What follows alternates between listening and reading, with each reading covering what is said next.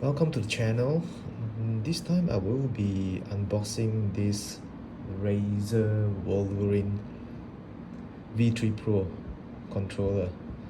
This is actually yeah, it's an expensive one.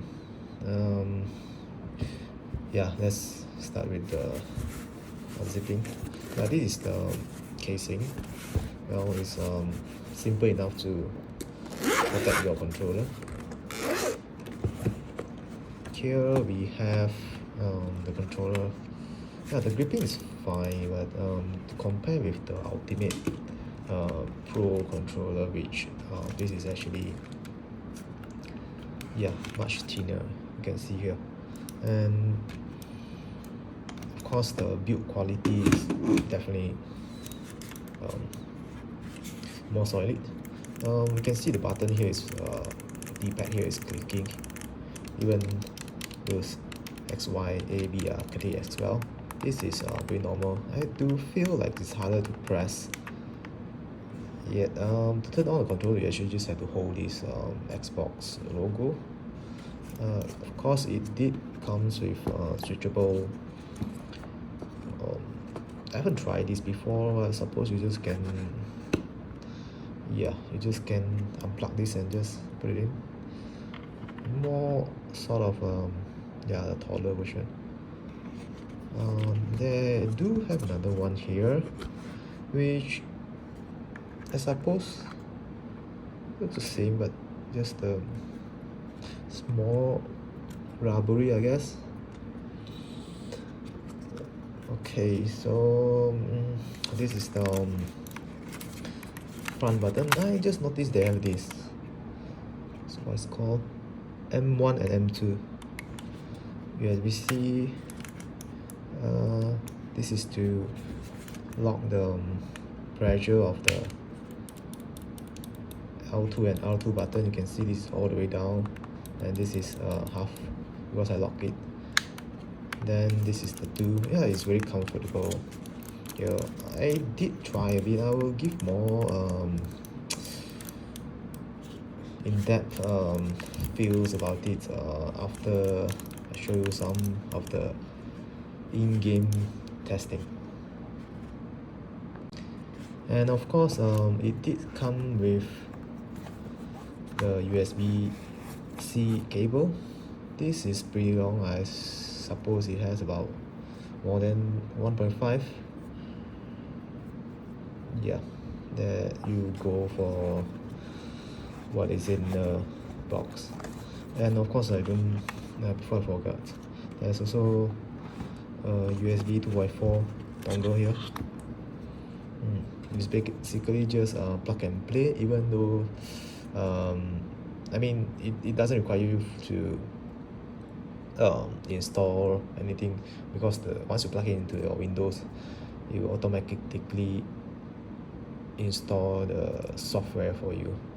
Basically all the Razer's accessories are using the same universal software, right?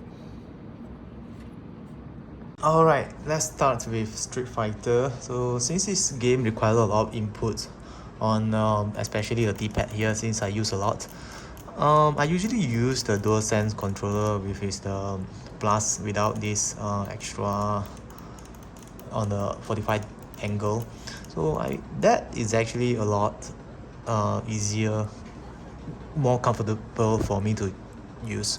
But as for this is as you can, it's very clicky, and these two is X, Y, A, B also pretty clicky. Okay, let me put nearer to the mic so you can roughly know how's the sound like. Yeah, this is sound.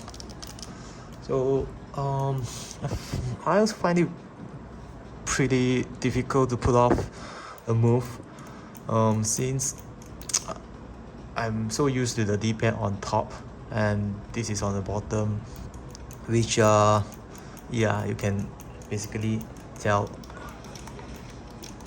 Yeah, see, I just dropped the combo from this one.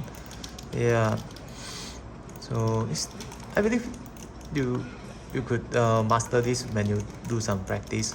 I know some tournament players are using Xbox Series X controller. I'm not sure whether it's this one, but I'm pretty sure you can master it with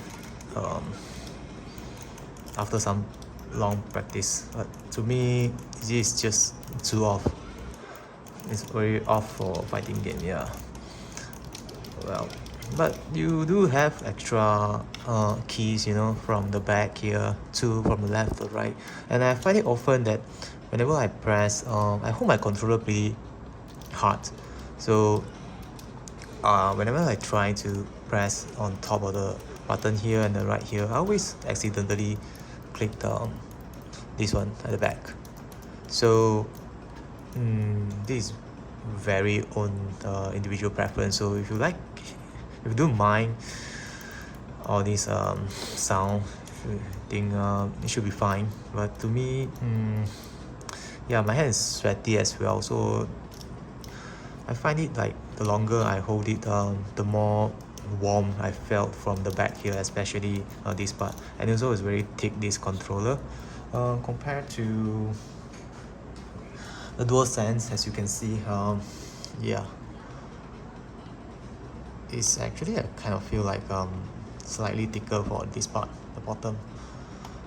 Yeah, this is how you how the difference the D-pad, yeah. And you can know this is pretty much no much of a clicky sound, yeah, a lot of smoother. And also the Wolverine V3 Pro is actually much heavier. I felt it like much heavier than the DualSense, yeah. Of course it came with the Hall effect, so you don't have to worry anything about this controller. The connection is quite good as well. I've been using for probably an hour and I didn't drop any connection. But I read in the forum before, and people actually say that sometimes once in a blue moon the controller does drop. It happens to my Epito, which occasionally it drops connection, yeah. So yeah, this basically experience. Here we have Monster Hunter Wilds, where basically it's kind of game that's no issue at all. I don't feel any input lag. The latency is good, yeah. So yeah, there's nothing much to talk about this, since I think works perfectly, as you can see here. Here is our final conclusion. This controller is I feel like it's great to use, since yeah, it's nice to hold. It's premium. The quality feels premium. Yeah, of course it's a $200 controller. I'm just lucky enough that my friend bought this and it passed to me, so I get a chance to experience, test it, and give some thoughts of it. So yeah, another thing to keep in mind that after some time holding it, like probably an hour, I feel like this part especially, it kind of feel warm. Yeah, I'm not sure why. Maybe just my hand, and yeah, that's the thing. Maybe I'll put into your consideration. So yeah, I'm still not really convinced by this clicking. Yeah, so maybe yeah, it's not for me. Yeah, pretty much this is the Pro controller considered by Razer. Good one. I'm going to review